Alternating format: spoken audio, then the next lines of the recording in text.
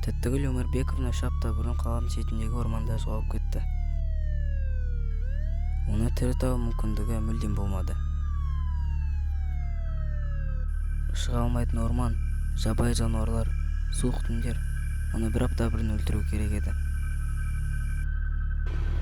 Орман арасындағы жолда полициялық көлік өтіп бара жатты. Олар өз жұмысын бітіріп қайтып бара жатқан еді. «Еу, Макс, тоқташы, мен шыдамаймын», деп айта қартайған көп. «Кішкене сыздашайшы, Арман, жетіп қалдық қой», деп жауап берді ол. «Мен мына жерде сие салсам, шеф айырады ғой». Макс ашулана бастады. «Міне алып тоқтадым, кәрі қақпас». Көлік тежегіште басылды. Жас көп көлікті өшірді. Өшірмесен де болар еді. Қартайған көп белдікті шешті. «Менің жасыма жетіп ал, сол кезде сінесің». «Мен түсіндім, сенмен бір жыл жұмыс істеп жүрмін ғой. Мен енді шериф бола алмаймын, ал сенде бәрі алда. Мен жұмыс істеп тастағым келеді. Түсінесің бе, Макс?» «Ё-моё, ана жерде не жатыр?» «Немене тұрып қалдың сен?» Макс үйге баруға асықты. «Аузың жауып тұр, ана жерде біреу жатыр». Арман белбеуіне фонарик алып орманның қараңғы жеріне жақты. Сол белгісіз дауыс шыққан жерге. «Ё-моё!»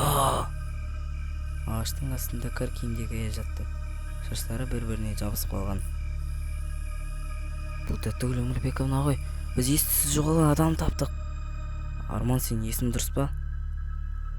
«Арман! Мылжымай келші тез!» Арман айқайлады. «Болма?» Ол шок болып күліп жатыр. «Шыдаңыз, Тәттігүл апай, біз дәрігер шақырдық. Сізде мүлдем күш қалмаған шығар».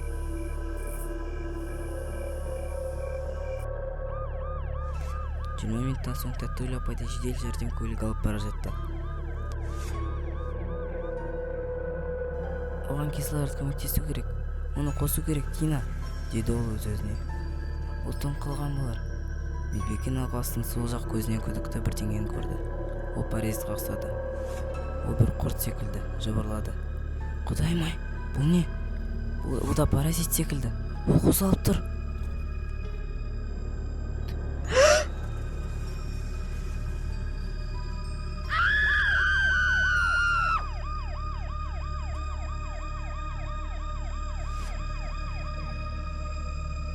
Келесі күні Тәттігүл Өмірбековна жайлар бүкіл қала білді.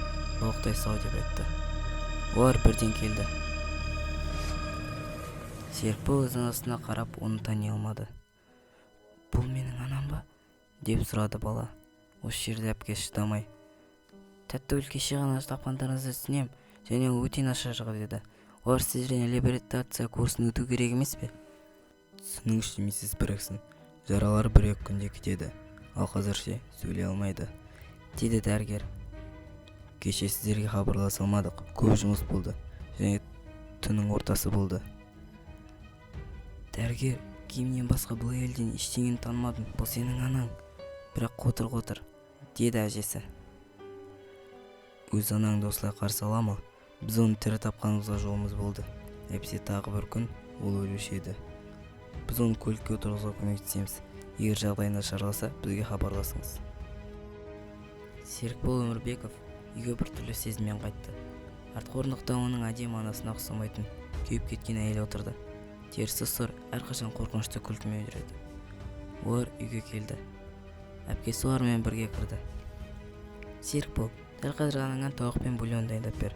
Қазір оған демалыс керек, ал ертең көреміз. Мүмкін оған шынымен үйдегі демалыс көмектесетін шығар». Серікбол өз анасына бір зомби секілді қарады. «А?» «Мені құшақтасайшы, Серікбол, сен мені сағынбадың ба?»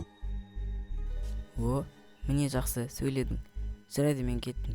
Біз сен көргенімізде қуаныштымыз, Тәттігүл, шын айтам».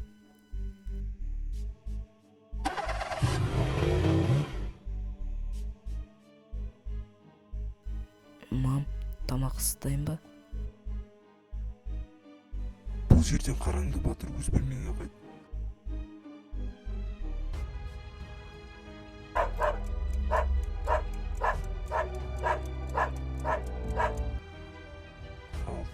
уақытта өзін табам. деді суық дауыспен Тәттігүл. Мен Ақтөсті алып кетейін, саған кедергі жасамау үшін. Саған жоғал дедім ғой. Серікбол есік жауып жылады. Ол оның анасы емес. Әйтпесе анасы бойы ұрыспаушы еді. Ол менің анам емес. Анам емес.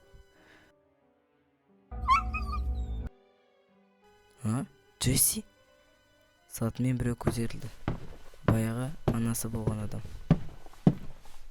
Балам, мен келе жатырмын. Мен ашпын.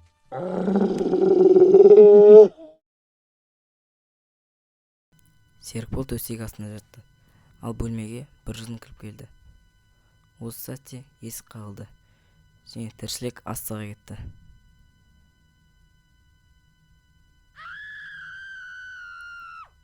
Тәте, Серікбол бөлмеден шығып бірінші қабатқа қарады. Бұл көрші апай болды. Және әлгі жын оны жеп жатты.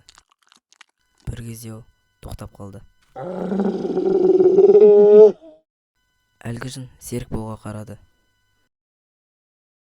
Бері кел, ақымақ балағай. Серікбол қаша жөнелді. Адреналин мен қорқыныш оның денесін толтырды. Бері кел. Серікбол.